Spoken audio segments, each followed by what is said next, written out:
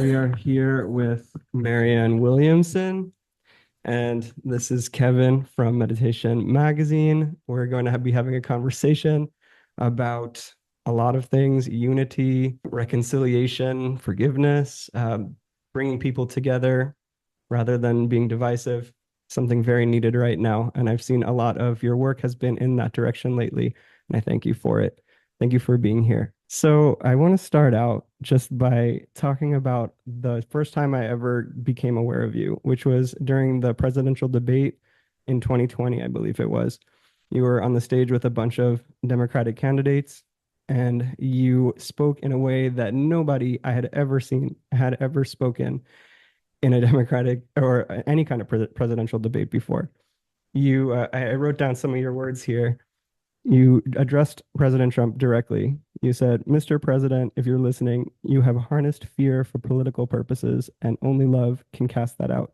I am going to harness love for political purposes, and sir, love will win." I loved that. I just like basically stood up and cheered in my living room. And a lot of people, there were so many people that were giving you that, like that kind of applause with a lot of the types of things that you were saying. And I was just, for a moment, very optimistic. Just for a moment, though. Yeah. So I just want to, my first question is, how did that feel to say that on the stage? Well, I think that particular moment was a little bit of,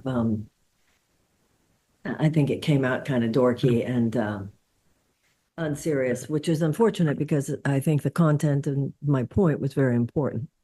So I regret that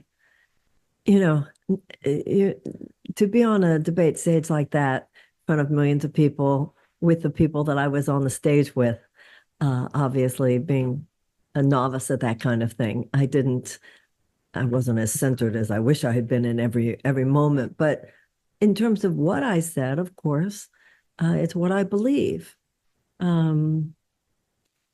think it's in 2024 a very serious issue because I think that the idea of a more loving world at this point, a more reverent world, a more just world, is not only a lovely goal, but an imperative for the human race if we are serious about bequeathing this planet to our great-great-grandchildren.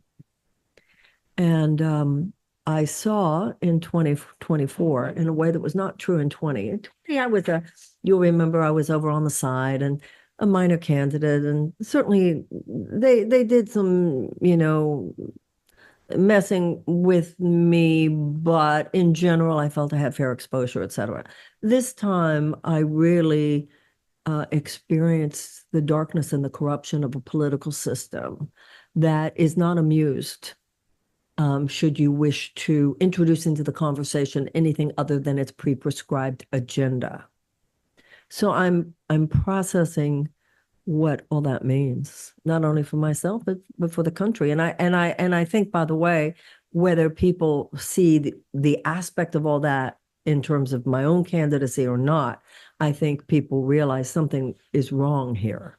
And what is wrong lost us that election. And this is a very, very serious moment. Yeah, I agree with you about a lot of these things, and I kind of wish that we saw the love winning a little bit more in today's world. How do you feel the battle is going between love and fear? It's not a battle. Love is real, and the other stuff doesn't actually exist at the deepest level. This is what I believe. I believe that the love that needs to win is inside of all of us, whether we're on the right or on the left. And I think it's imperative now that we all come out of our silos. If you're only willing to love people who you like, you're only willing to like people who you agree with, we'll never get anywhere.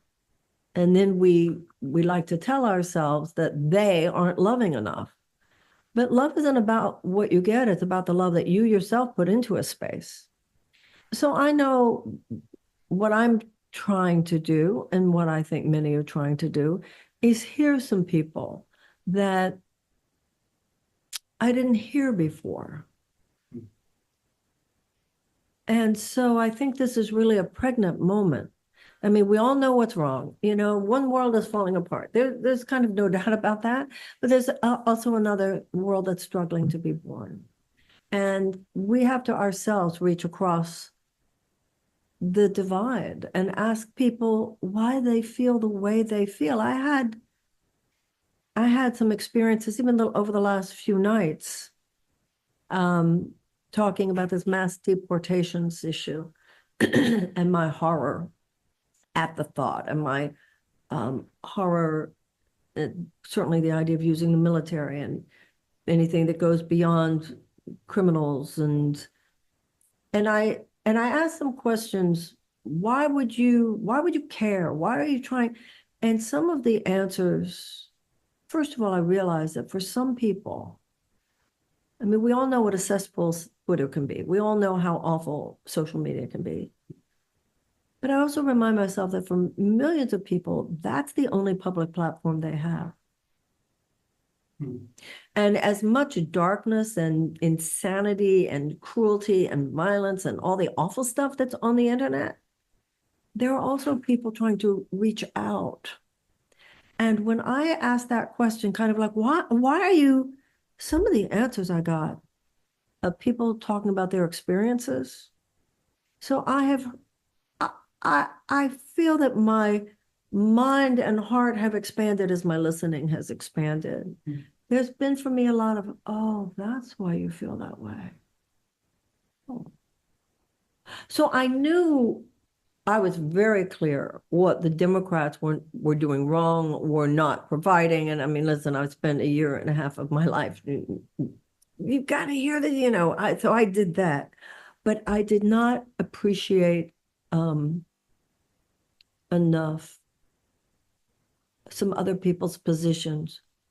I don't end up with the same conclusion that they do, i.e. Donald Trump is going to fix it. But I have a deeper understanding of what it is they're yearning for. And I think people want to be heard.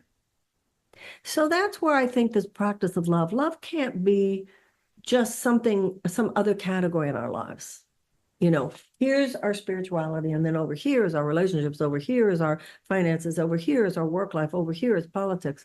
No, it's got to be the ground of being on which we at least make the effort to stand in every area. Yeah, that's beautiful. Thank you. Thank you for that answer. And that's very much what we're trying to do at Meditation Magazine is bring people together to have difficult conversations sometimes, conversations with people that they disagree with. And I think that's the only way that we can get back to the civility that we used to know, I think that we used to have in this country. There's a lot of divisiveness, and I think a lot of that has come from the past, decade or so of the political atmosphere. And I think that in the past, I used to think about it like it was only Donald Trump that was bringing that divisiveness. And recently, I started watching, more broadly, people that I disagreed with, watching people on, for example, Joe Rogan, just understanding what they're thinking. Elon Musk, for example, and I can see that they have, sometimes they have important points of view, and sometimes I think that they're missing something. But I do also see that there is some form of divisiveness that comes from both sides, and not just from what I perceived as the problem, which was Donald Trump, but also sometimes from the Democratic establishment. I know that you've been critical of them lately. So my question to you is, I guess, now that do you feel that the Democratic establishment is significantly problematic in the way that that we need some kind of radical change from it? And if so, what kind of radical change could really help here? I'm an FDR Democrat. I believe that the government should be used to help people, and that all that money is ours. It's our tax dollars, so it should go to serve us. Hello. And it shouldn't just go to serve the very, very rich. I can't, why is this an odd concept? The Democratic Party, however, has swayed over the last few decades, in my mind, off course, away from its unequivocal advocacy for the working people of the United States. We don't have universal health care like in every other advanced country. We had tuition-free or near tuition-free college until the 1960s. Here, you and I are speaking in Florida, there was a system such as that in University of Florida. We used to have far more fair taxation so that there wasn't this massive wealth inequality that there is today. We used to have a social consensus that corporations should care. In the 1970s, the average American couple could afford a house and could afford a car and could afford a yearly vacation and just send their kids to college. That was called a thriving middle class, and we don't have that anymore. And to me, that's what the Democrats should unequivocally stand for. Once the Democratic Party started taking corporate money in the 1970s and so forth, they sort of try to have it both ways. Back in 1980, Ronald Reagan really bit off a huge piece of the working people of the United States. They were had been known as Reagan Democrats. And now what Trump has done is he's really finished the job, really creating among a huge swath of working people of the United States that he is for them more than the Democrats are, which is, first of all, devastating to the party, but understandable for some interesting reasons. Not because his policies will help them more. They will not. But because he acknowledges their pain. And in 2020, in 2016, Bernie Sanders, when he was acknowledging the pain of people, Hillary Clinton, for instance, in 2016, I'm not saying I don't think she cares about people's pain, because I think she does, but that wasn't part of her political posture addressing, even though it had been her husband's earlier. I feel your pain was a kind of famous Clinton line. So the Democratic Party is now perceived, and too many times accurately so, as a kind of managerial elite, right? Now, I ran for president with the message that with 70% of Americans saying that they live with chronic economic stress, over 60% of Americans living paycheck to paycheck, people selling their blood plasma, 600,000 people unhoused, over 1 million people rationing their insulin, 1 in 4 people living with medical debt, over half of our bankruptcies, medical, 70 to 90 million people uninsured or underinsured. To me, the Democratic Party should stand for the recognition that all of the above is due to corporate greed, because it is. We have a corporate matrix of insurance companies, pharmaceutical companies, big food companies, big agricultural companies, big chemical companies, gun manufacturers, banks, financial institutions, big oil defense contractors. Their short-term profit maximization has become our new governing principle. It supersedes humanitarian values. It supersedes democracy. We're not a government of the people, by the people, and for the people. We're a government of the corporations, by the corporations, and for the corporations. Now, to me, that was not only true, and this truth thing is important. People talk about how he lies.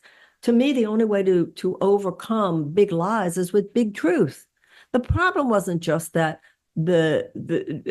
Trump would lie. The problem is that the Democrats were kind of sort of sometimes, when it worked for them, telling the truth. You don't vow in a courtroom to tell the truth, the whole truth, and you do vow to tell the truth, the whole truth, and nothing but the truth. And that's what needs to be spoken. But what I learned running for president was the profound institutional resistance of the elite leadership of the Democratic Party, in cahoots with their donors, in cahoots with their media partners, CNN,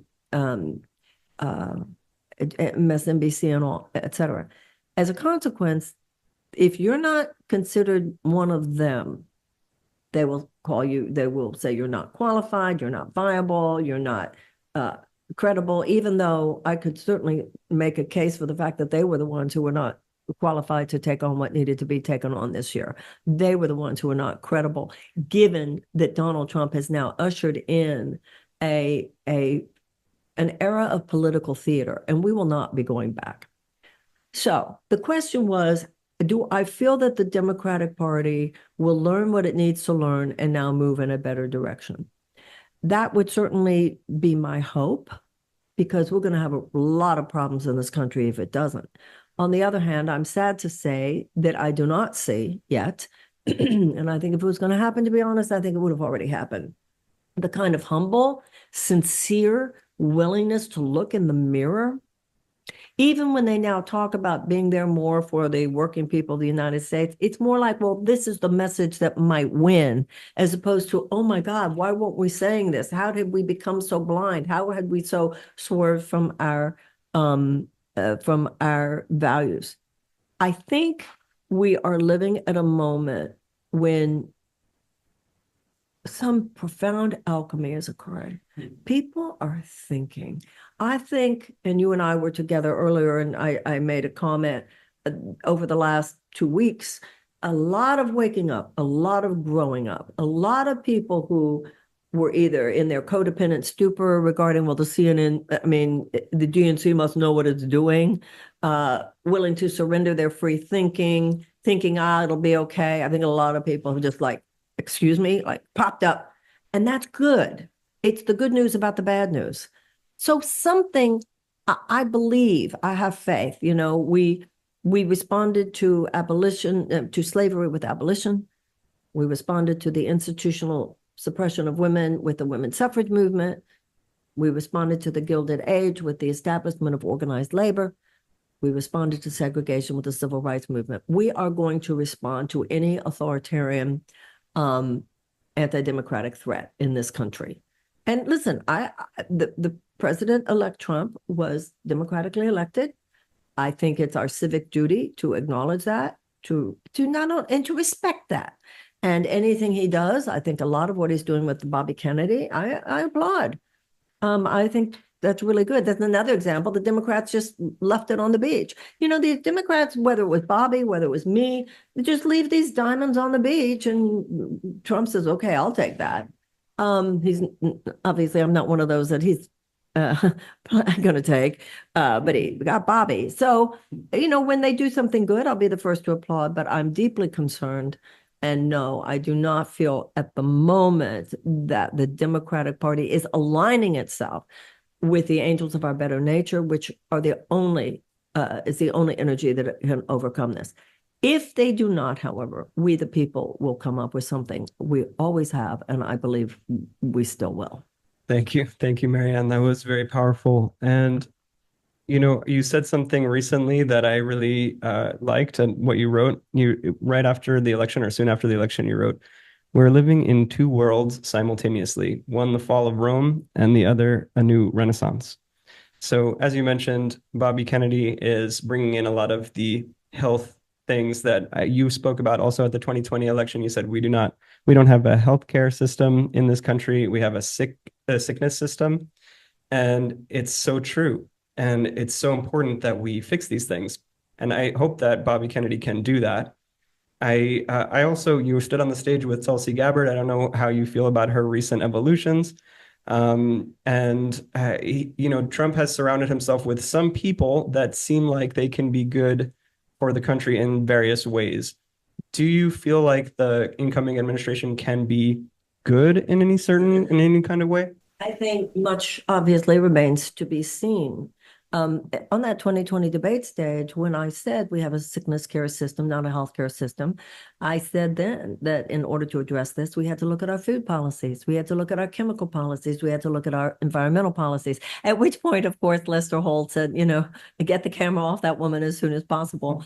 But yes, and I continued with that kind of conversation in 2024. I do think a lot of what Bobby is seeking to bring to the table, I very much support. We'll see how that works out. There's going to certainly be a lot of resistance to that. I'm very concerned about the Elon Musk, Vivek Ramaswamy efficiency drive. I'm very concerned about that. I know Vivek a little bit personally. He's a nice man. There's nothing personal about this. But I remind people, efficiency is values neutral. Auschwitz was efficient.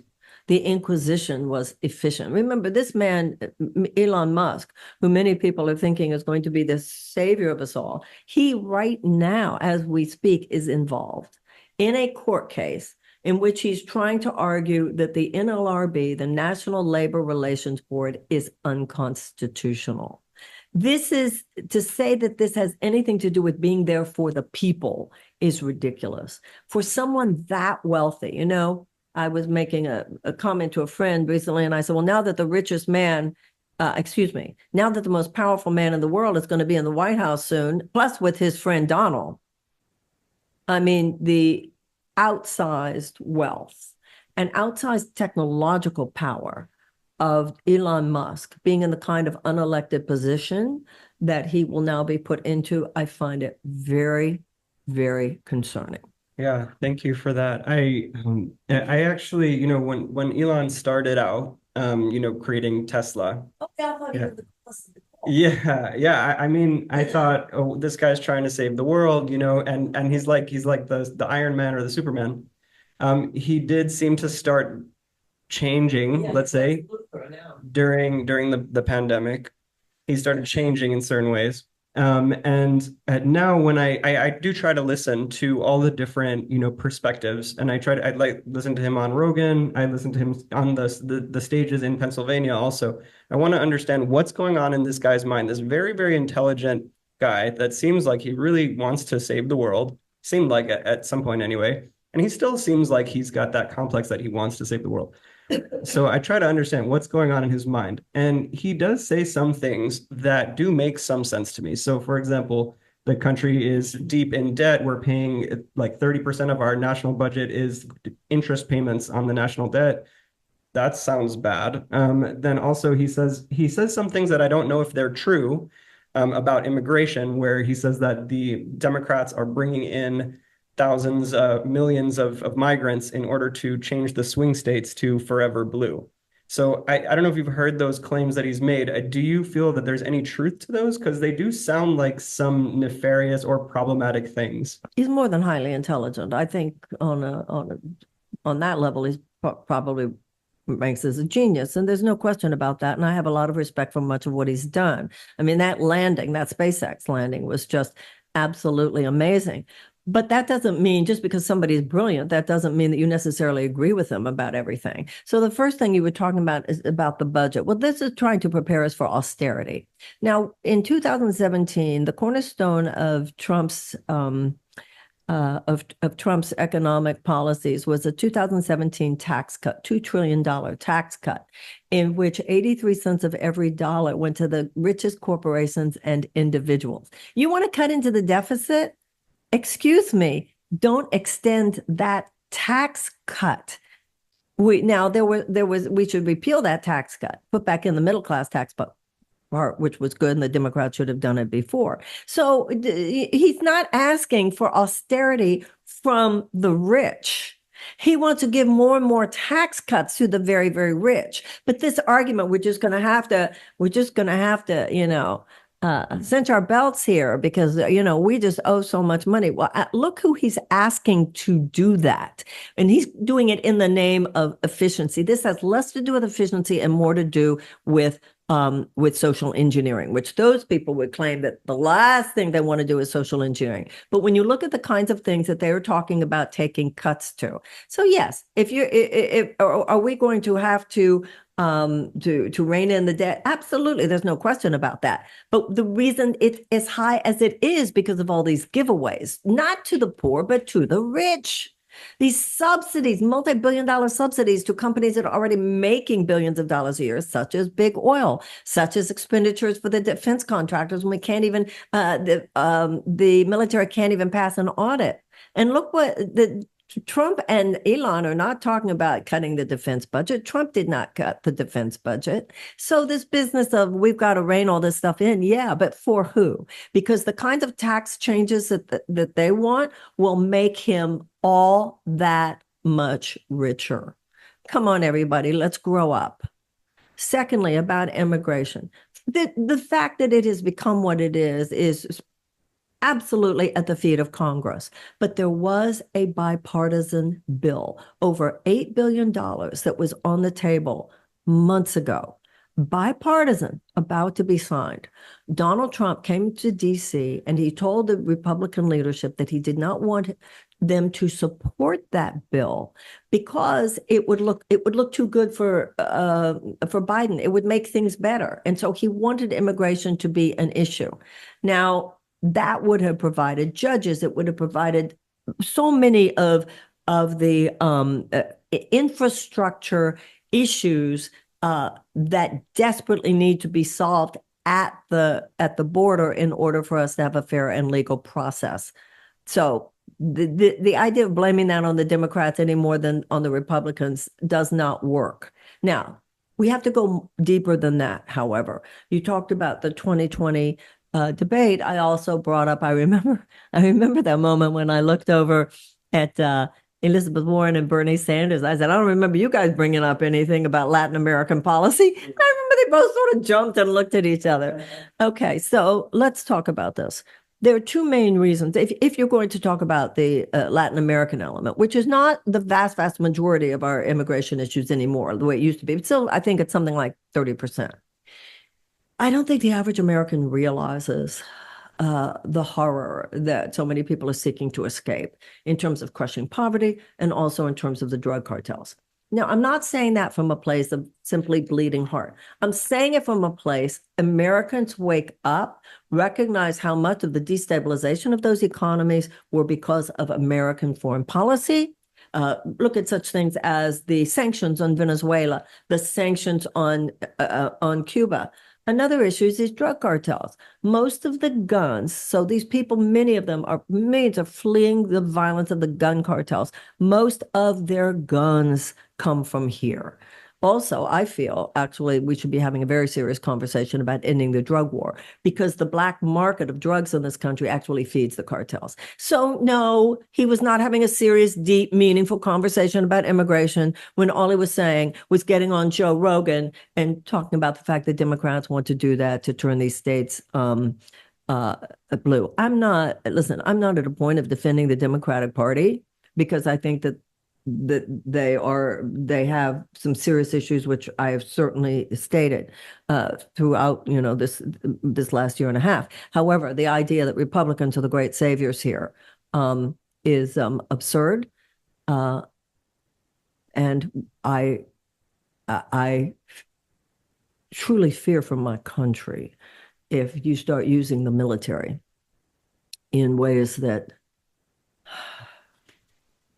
I understand, like I said, I've come to understand some things over the last even few days that people have said. I understand in ways that I didn't, but the way the president-elect is planning to handle the problem has me deeply concerned. Yes, we're on the same page about that. I think you had said it at the 2020 debate as well that when they were separating children from their parents, that this is essentially kidnapping, government-sponsored kidnapping.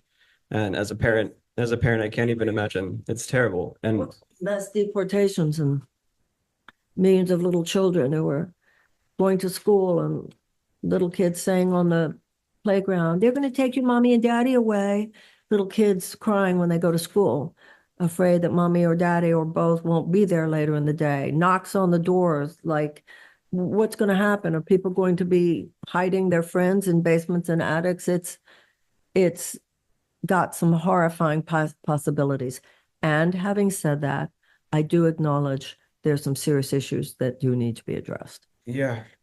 Hopefully it will be done I don't know. Hopefully those things will be addressed in a good way. But it is terrible what's happening, and just even the fact that they have to have those conversations and the children have to be so worried like that. It's terrible. As a parent, it makes me sick. But yeah, turning the page now to another continent. You and I are both of Jewish heritage, and both have been actively calling for ceasefire and peace in the region of Israel and Palestine. And our last issue was the peace issue, and we brought together Israelis and Palestinians to have conversations, ex Hamas and ex IDF, having conversations about nonviolence and peace and things like that. And I've seen you talking about all these things as well. In the new issue for 2025, we're going to be talking a lot about not only peace, but also justice, reconciliation, atonement, and forgiveness. And these are things that I've heard you talking a lot about. A Course in Miracles is, you were talking about how it's a forgiveness, it's all about forgiveness. Your new book that I have right here, The Mystic Jesus, The Mind of Love, is obviously Jesus is very much about forgiveness. So what do you feel that and see that peace, justice, reconciliation, and atonement and a forgiveness, what can these things look like in Israel and Palestine? Well, I'd like to ask you a question. Are you Jewish? I'm Jewish by heritage, but my philosophy is more Buddhist, I guess. So that's why you said my heritage is Jewish as opposed to I'm a Jew? I guess I tend to distinguish between the heritage and the ethnicity versus the religion. So for me, I distinguish by saying that I'm ethnically or Jewish by heritage, because otherwise people sometimes think that I'm religiously Jewish, which I'm not. Be very careful. Wake up. Wake up. You've got all these millions of Jews now afraid to say, I'm a Jew. And that's just one of those covert things that's happening to get you to think, well, if you say you're of Jewish heritage, that doesn't mean you have to consider yourself a Jew now. And people are subconsciously afraid to say today, I'm a Jew. I think that's probably true for a lot of people. I think I haven't, it's not just recently, I haven't referred to myself as a Jew since I stopped being religious when I was in Jerusalem. It's a long story, a long time ago. Now for me, I just make that distinction because I'm just precise. I guess I try to be precise and clear. But I do want to get your thoughts on what does it feel like to you in atonement, forgiveness? I understand. First of all, let's remember that Jews and Arabs historically were besties. We are anthropologically first cousins, right? We even look at, Semitically, because we're Semites, right? And obviously the establishment of the Jewish state in 1948 caused the rift, and that's putting it mildly. Now, we could have all kinds of conversations. Some people feel that the establishment of the state was inherently incorrect, evil, and so forth.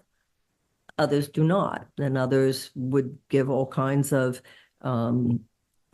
political and geographic explanations for the fact that the land was established originally by the British Mandate so that both peoples could be there and so forth. At this point, both peoples are there, and I personally believe that both peoples have a right to be there. Now, that occupation of the West Bank is illegal. The fact that the land was taken after the war in 1967, that there was legitimacy to that. Keeping it like this is not legitimate or legal. And then, of course, the siege. I think a lot of people, particularly in the pro-Palestinian movement today, want to leave out the fact that Israel did leave Gaza in 2005. But even then, the siege, one could certainly argue, even particularly now, given what happened, that the siege was immoral, the siege was wrong. When Jimmy Carter and Bill Clinton were president, both of those men tried. They made real efforts with Rabin, with Sadat. There's no doubt about that. And at that time, the United States did adhere. This is what this is about politically, our living our own values. All men are created equal. All right. So we did try, we did make some real efforts at being honest brokers. After that, George Bush became president, and George Bush took this neocon view. Nope, Israel's our ally no matter what. And that was quite terrible. Once Obama came in, Obama gave a speech at Tel Aviv University, where clearly he saw the situation for what it is. The United States should not be okay with that occupation. The United States should be insisting on a path to a two-state solution, which Netanyahu himself had completely exploded. There had been the Oslo Accords, et cetera. But like in so many issues, Obama was a man who knew, but he didn't have the spine to say, right? And then, of course, we know what has happened now. To me, the only answer here is a plan that has been promoted by the Jordanian foreign minister of Arab countries in a consortium. It has to be an international plan at this point, with the Arabs, I think, taking a real lead, hopefully in partnership with an enlightened Israeli government to establish a two-state solution. Given what has happened now, given October 7th, and given what has happened since, it's going to be decades before the kind of spiritual healing that is so needed is going to have a real space to do its thing.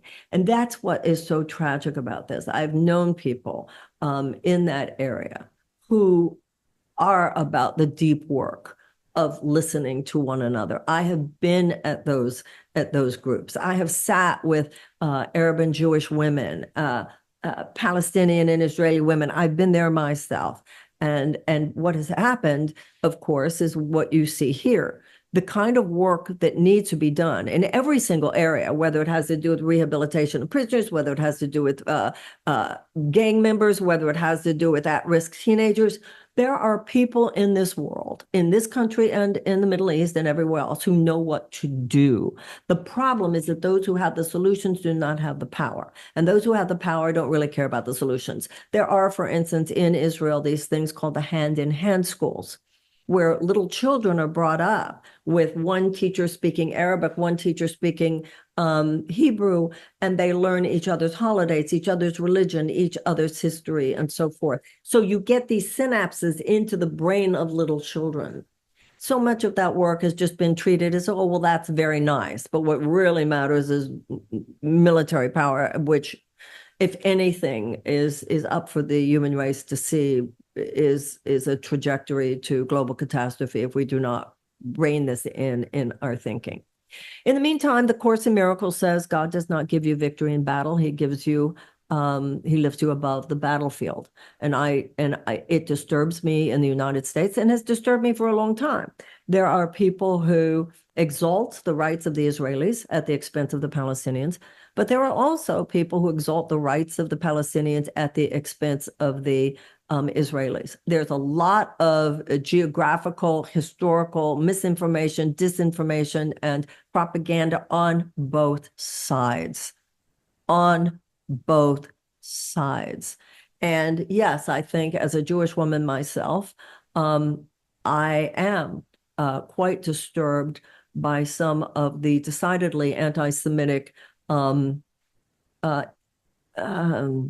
trend in a lot of the conversation today. And I'm sorry, someone who is not Jewish does not get to tell me what anti-Semitic is, any more than a white person gets to tell a Black person what racist is.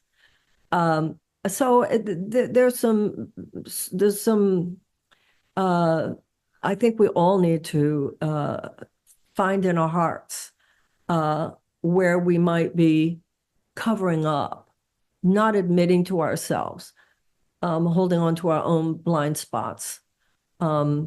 Obviously, to me, there needs to be a two-state solution. I understand that people who are far to the left and far to the right want a one-state solution. To me, that deeply honors neither people. For my last question to you today, to wrap this up, because we only have a few more minutes, how has meditation and spirituality informed your perspective and your career as a politician? We're living at a time where the cacophony of the world is a constant assault on the nervous system. There are certain things we can only hear in quiet. Emanations of thought and feeling that we can only attain in deep quiet. We've all heard the Einstein line that we would not solve the problems of the world from the level of thinking that we were at when we created them. When we are frantic, when we are nervous, when we're hysterical, when we're angry, when we're upset, we're literally not at our best. We're not capable of being containers for the energy that is so needed now. So we have to prepare our nervous system in order to be able to endure these times and in order to be able to transform these times. And it's like the Dalai Lama said, in order to save the world, we must have a plan, but no plan will work unless we meditate.